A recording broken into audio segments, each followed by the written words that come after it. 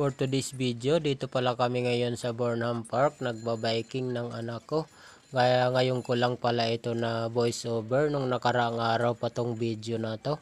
Kaya ngayon lang nagkaroon ng time para may voice over to.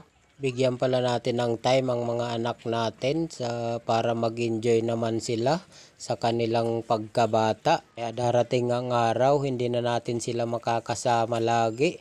Kaya sa mga ganitong pagkakataon, samantalahin na natin habang bata pa sila.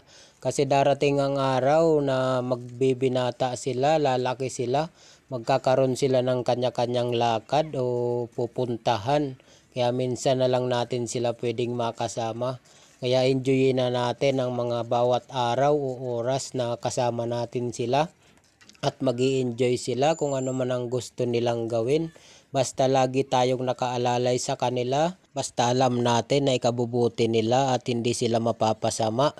Lagi po natin silang alalayan at gabayan para hindi sila magkamali sa kanilang landas na pwede nilang tahakin. Naniniwala ako na tayong mga magulang ay isang ehemplo para sa kabutihan. Kaya kung ano mang lahat ng ginagawa natin bilang isang magulang ay siya lang ang nakikita ng mga anak.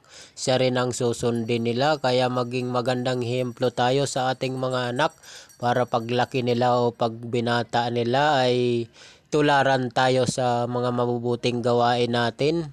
At ipakita natin na tayo ay isang mabuting magulang at ehemplo sa kanila. At siyempre sa pagtupad natin nito, kailangan din natin magdasal at manalangin sa mahal na Diyos upang gabayan tayo sa lahat ng ating gagawin at ipapakita sa ating mga anak.